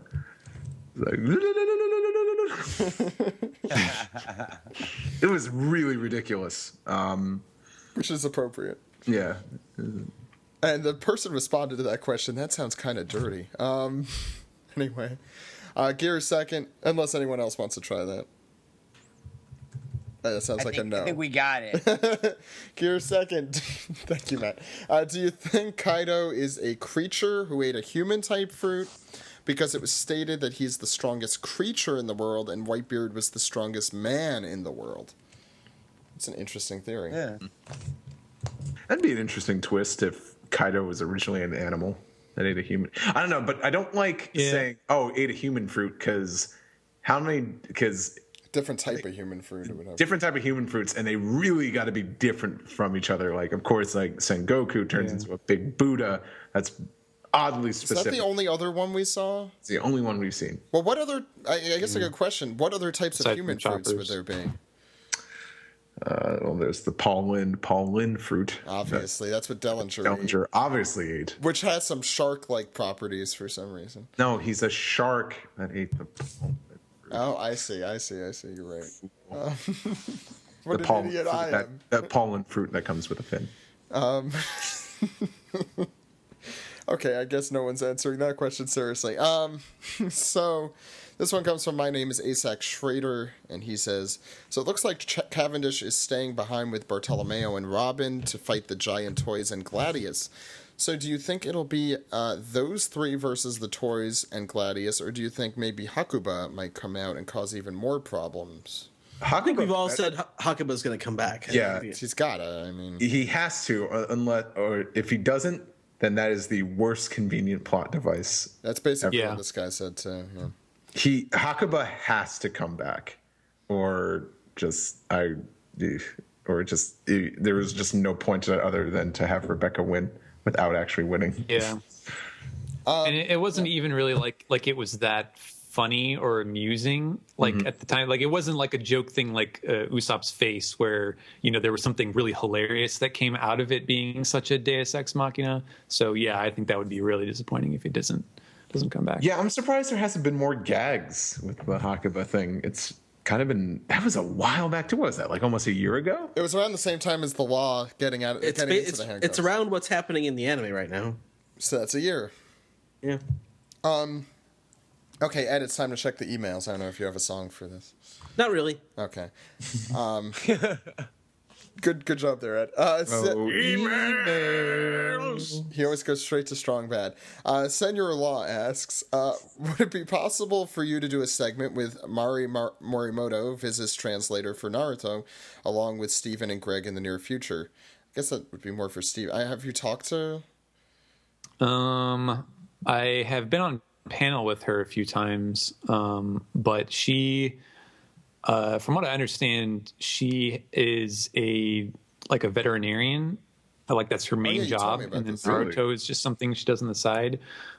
So I don't know if that's. I mean, I have no idea if she's even a computer person of any kind. So I don't know. That's kind of hard to say.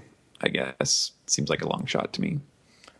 He also said on a related note he listened to your manga Lost in Translation from San Diego Comic-Con panel, and it was quite interesting and informative. So that's good. All right. Awesome. I have to listen to that still. The audio is out. Yeah, the audio is out there. I think I posted the link in my Twitter feed at some point. I should ask if we could put it on our feed. I don't know. Who has it again? It was just it was the guy who was there. He just recorded it. Oh, okay. Might as well ask. Noah says, hey guys, 2 questions for you today. Are you ready? Yeah. No, I said, are you ready? No, now I'm not. Anyway, first question is, what are your predictions for the end of the Dressrosa arc? The cat stops crying. They're gonna have a party. I don't think they will. I think they're going straight to the next one. I think they escape. Yeah. Do you think Mingo dies? I'm not sure he gets defeated at all. Tell you one thing. Yeah. Tough question. Tell you one thing. He's gonna lose his smile. Yes, I think his sunglasses will come off. Yeah, we are gonna see Doflamingo's eyes. Yeah, and they're gonna be shaped just like his sunglasses. Either that, or there's like something very weird about them. Something else. Or he has little beady eyes, like Eric from the Odd Piece arc. Oh my god. Drink. Second question. I don't mean to sound pushy, but are the people from AX ever going to get the documentary? We'll have a lot of news about the documentary very soon. I think if you listen to the last episode, you know why. But you'll get it. Yes, you'll get it. Next, hopefully a little bit. You'll get it with the Kickstarter people. Anyway, Braden says, hey guys, I know that the crewmate discussion gets done to death, but with it being confirmed, more crewmates, I wanted to consider what is to come. So instead of thinking of existing characters, what characters to come later that will come later would you like to see a talent or personality-wise to potentially be added later on? So he's looking forward to, for example, when we get to see Jinbei actually be part of the crew. What? Like what kind of personality type or talent? When are we going to get our powder monkey? I think that's the big question. Yeah. I don't know. I feel like it would be cool to have someone from Wano, but I don't really want it to be another samurai because we have so many swordsmen on the crew. Yeah, I'm getting sick of that. No more swords. Yeah. All right. Yeah, no, that's well said, and I agree with that. Another female would be cool. Or I think I'm gonna. Yeah. I'm not just saying this because Matt's here, but although we already have Chopper, but I like a Beppo-like creature would be pretty cool on the crew, and definitely a Tontada. I think I've said that several times that I want Leo. Everyone on the crew, maybe except for Robin, Zoro, and Nami, has their comic relief moments. Do you think we're gonna get another comedy character? But like, let's say Brooke would be the biggest example. You know what I mean? They all have, well, except for Robin and Zoro, and Nami doesn't really have a great sense of humor. But no, she has a bad sense of humor. I just wonder if we'll get another badass fighter, or if we'll get another kind of kawaii merch kind of character. You know what I mean? And I'm cool with either. Yeah. I'm actually more cool with the latter. That's a good question. But yeah, I just wonder. We have a lot of really good fighters on the crew now, and I wonder the more powerful people you put on, the lesser Luffy looks. by virtue of comparison. So I wonder if the next person on the crew fills a different dynamic than bolstering the team's strength. You know what I mean? Yeah. Well, there's like also there's also a spectrum of like comedy. Like Luffy is still toward the most comedic, like other than I mean like Frankie and Brook and maybe Chopper. No, not even Chopper. Frankie and Brook are probably a little wackier than Luffy, but other than that, I think they're most. I mean, they all have their quirks, but they're mostly more serious when they get down to it. Anyway, any other thoughts on that one? No? Liam Tasker says, when we first found out that Doflamingo is a world noble, there was a popular theory going around that his crew might be made up of former slaves. Do you think that this theory has become more or less plausible? The treble thing has always been, with the handcuffs, has always made me think that that's possible. I don't know about what you guys think. Seems just no opinions. Yeah. Okay, I guess... I agree with you. Thank you. Living Entity, and that is his name, says, hello to all. What will happen if Bartolomeo meets a character who is a diehard fan of another supernova? I think it'd be a perfect opportunity for Oda to portray the silly fandom versus fandom phenomenon we see nowadays. Please, no. Yeah. Please, no. I don't know if I need to see that in One Piece, although you are correct, it is a silly phenomenon. But it's like what I say about Tumblr. Don't go there. It is a silly place. Yeah. CPN. That's what you get. Fandom interfighting. That's pretty much all of what Tumblr is. Connor asks, unless there's any more thoughts about that. Okay, so are you guys ready for Super Grand Battle X? Sure. I am. Okay. It's pretty. Are you ready, Zach? Because I don't. Yeah. I know you don't play video games. Well, I don't have that system, but if I did, I would purchase that because I like the Grand Battle games. They were fun. Right on. The only two games I could play are the Pirate Warriors ones because it's just a bunch of punching things, and for the same reason, Grand Battle. Anyway, two questions. Do you guys think that that it'll be released in America based on World Red's sales? Steven, I feel like, could field most of the answers to these. Yeah, I would hope that it would come out. They've done the last several games. In some cases, that was a surprise to me that they had actually released them in North America. So yeah, I don't know. I would hope so. And I think actually the fact. Sorry, they've ported like the last 3 or 4 games in a row, right? Yeah, we haven't really missed and I One think Piece that. game, yeah. Right. I think that the fact that they do sell well in Europe, I think is a big help, because then I think to them it's like, okay, well, we're going to be releasing an English version anyway, so we might as well put it out in North America too. Even if maybe I have no idea what the sales numbers are, but obviously they have to be good enough to keep doing it. So he also has a more pressing question, which is, why are some characters like Luffy, Law, and Zoro not wearing the clothes they're wearing in Dressrosa while Robin and Usopp are? Come on. Is that in the game? I have no idea. Yeah, I don't know.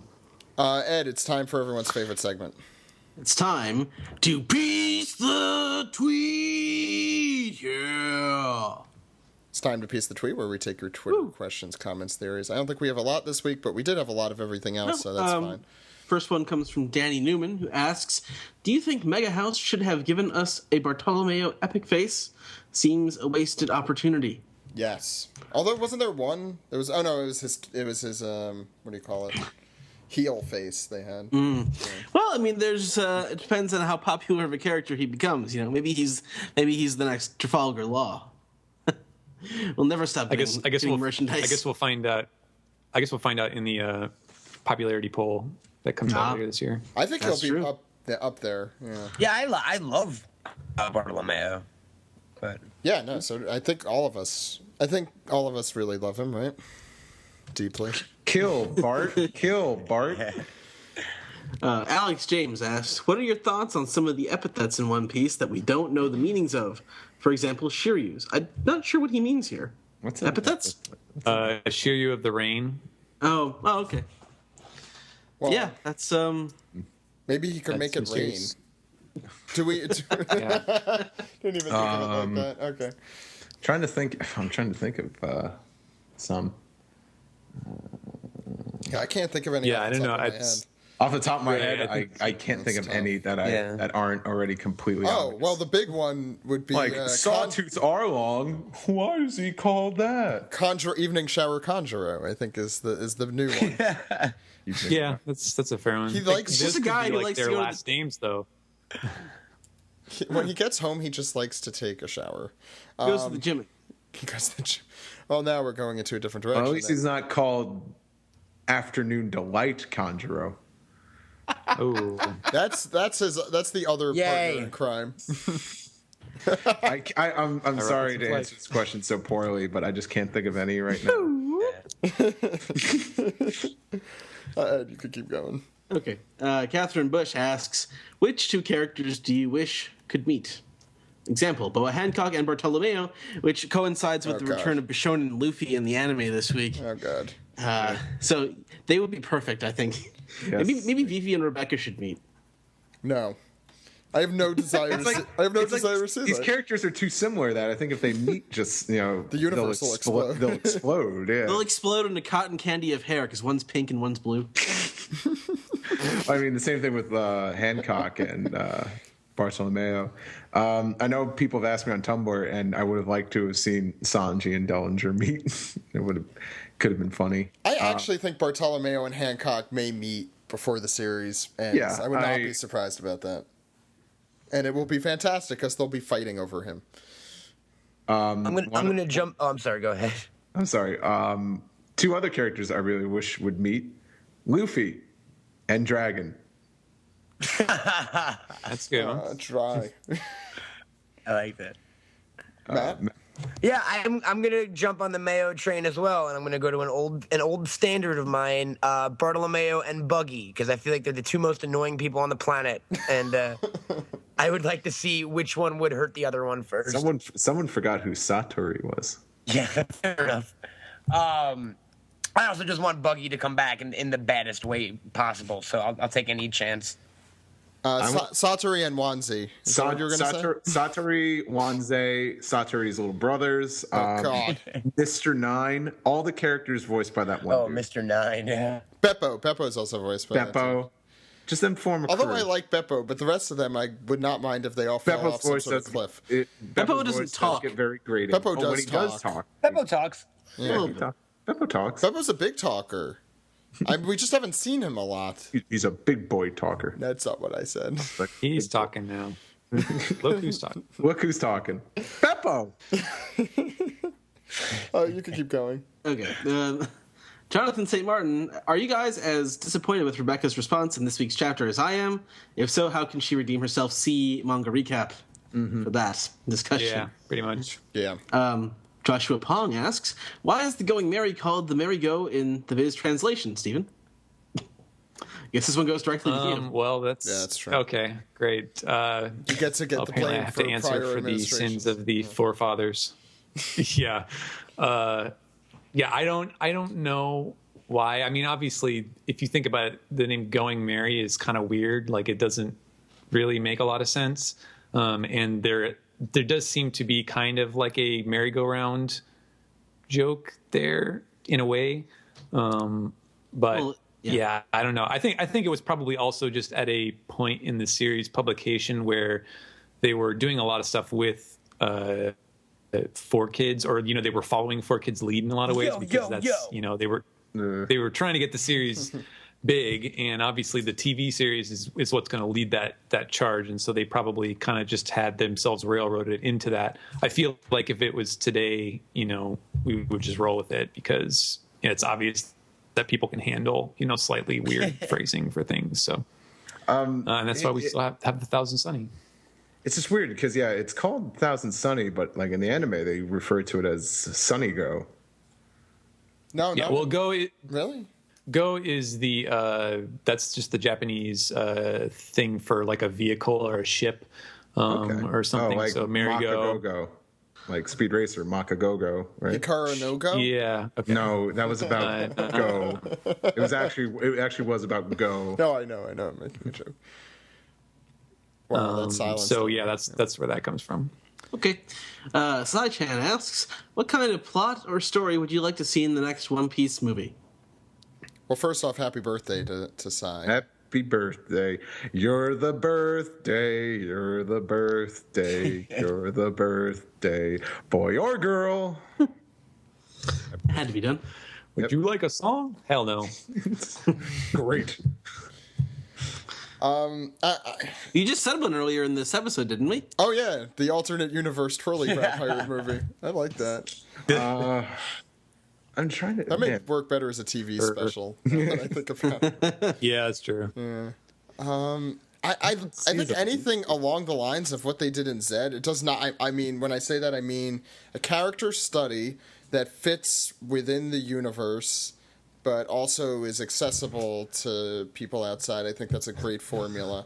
The more different stuff, you could do a lot of different stuff in a movie than you can in the manga or the anime. So I think anything that kind of uses that format well. Yep, that's All Steve, right. Ed, Stephen. Anyone else? It's really hard, but I think because Zed set the bar so high, I'd like it to be on that bar, please. Or around that bar. It doesn't even have to be as good as that bar, but just close to it. Yeah. Okay.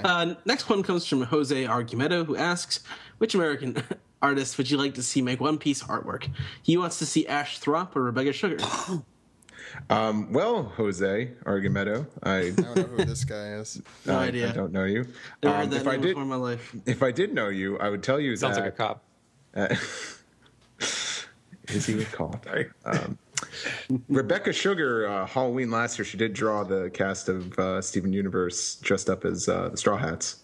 So, in case you didn't know that. I did not. Well, no, I did. I think I heard that. Well, you heard it again. Well, now I want, after watching and seeing Jose's picture of the Rick and Morty stuff, maybe in that style would be interesting, if not scary. We reference Simpsons so much. I'd love to see One they Piece actually Matt Groening style. Well, remember it was in the comic, the Simpsons comic. Luffy was in there. No, We talked about it a few months ago or weeks ago. I did not. I did not know. Well, you could see Luffy in his style then. Yeah. I mean, that's not Matt Groening doing it, but it's someone doing it in the Matt Groening style. The Matt Groening style. I don't know. There's a lot of cartoonists out there in America. I think I'm a big Bruce Timm fan. I'd love to see Bruce Timm's take. That's true. Yeah, my favorite comic book artist is Mike Mignola, and that would be pretty cool to see them that different. You know what I mean? Yeah. I don't think I'd want them hyper realized because who needs that ruining all of my dreams in the world? But something not as cartoony might be nice. You know what I mean? Something a bit tonally different would be fun to see. I think oh well, no, we're talking about American. I won't even go there. But since we're talking about Jose, he has been venturing into the manga. So good luck, and hope to see you on the other side soon. So that rounds off our Piece Together segment. Why don't we round this thing off? You guys ready? All right. Yeah.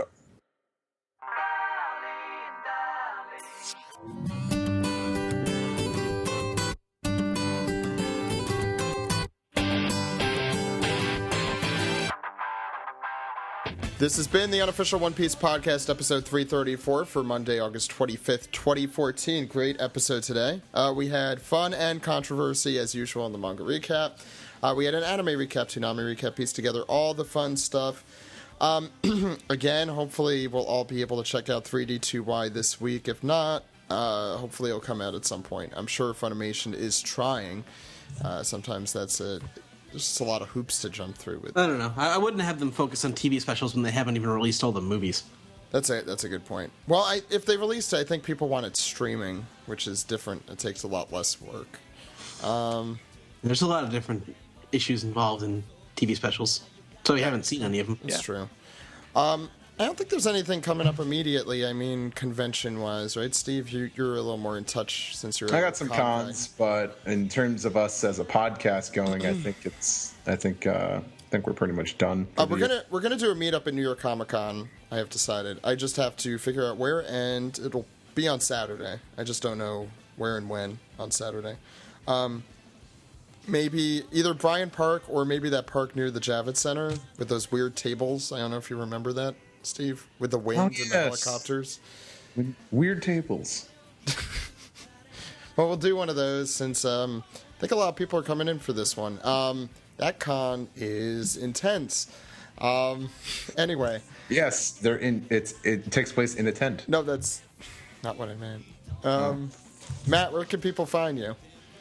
People can find me on Twitter at CamelToad, and they can check out my new podcast, Wayback Pod, on iTunes under Wayback Pod or SoundCloud, and of course, I also do Bagged and Boarded over on the SModCo network, and that's a little less frequent, but we're putting out new eps soon. This week, I just got back from Tokyo a few weeks ago, so I'm putting up like a 2-hour epic Tokyo recap on Bagged and Boarded, so you can check that out if you feel inclined.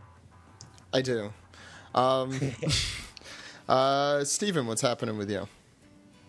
Not much. Actually, I just got I was just alerted by my roommate that I got a jury duty summons, so that's what's up with me. Fuck my life. And, whatever. So yeah, you can follow me on Twitter if you like at Translatosaurus. I do tweet occasionally, every once in a while, yeah, I think that's it.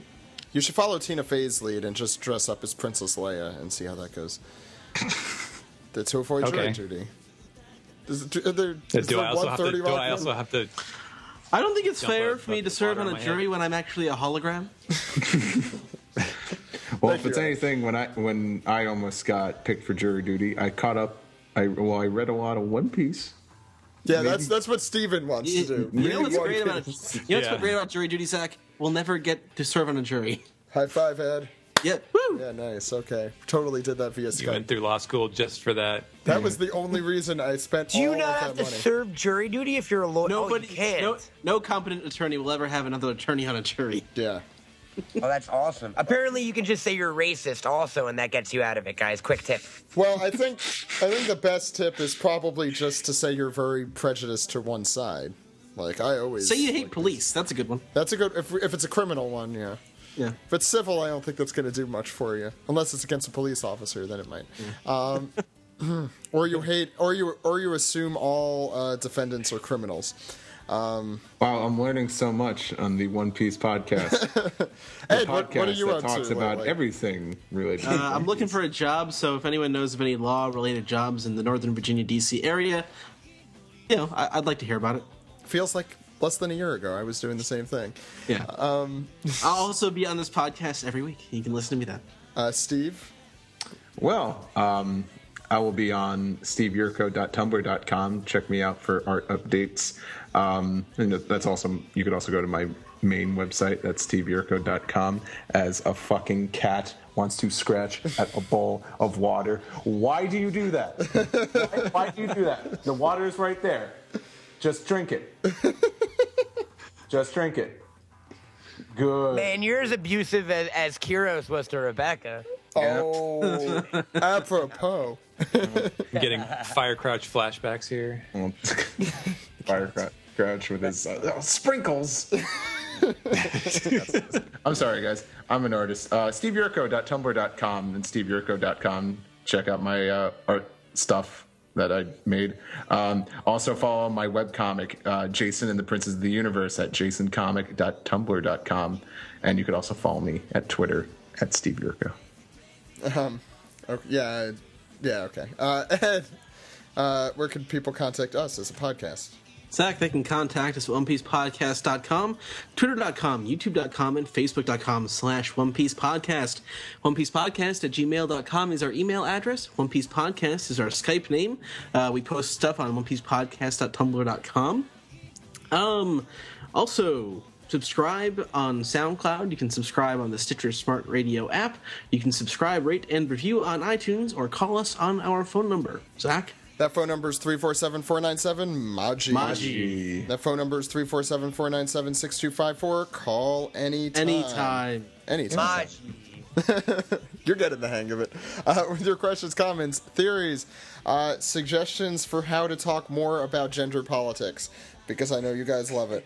Well, when Oda demands it, we just sort of, it has to happen. And don't is not an answer. Yes, exactly. I hope that's not detracting people from the show, but I like talking about the deep subjects too, and not just I don't necessarily think it was a gender thing as much as like, oh come on, we've been so much with Rebecca. Yeah. I think it was more of a Rebecca thing. Yeah. Which could be subtly read as a gender thing. But, I mean, we've talked about deep subjects. I think we got a lot of. And we've had deep thoughts. We've had deep thoughts with. But I think it's necessary to talk about it, and I like talking about them. We're not like, we understand it's a comic and that we're just fictional characters. We're talking about it since we do love the series, so we're like, you know, what do you think about this? What do you think about that? We can't just always make Dellinger voices. Sorry, Steve. This isn't a video game podcast. We'll never take anything as seriously as people take video games. It's true. People do. So, yeah, a good episode this week. For the Unofficial One Piece podcast, my name is Zach. My name is Ed. And my name is Steve. We'll see you next week, everyone. Goodbye. Bye. I'll ram you. Women, am I right? Sprinkles.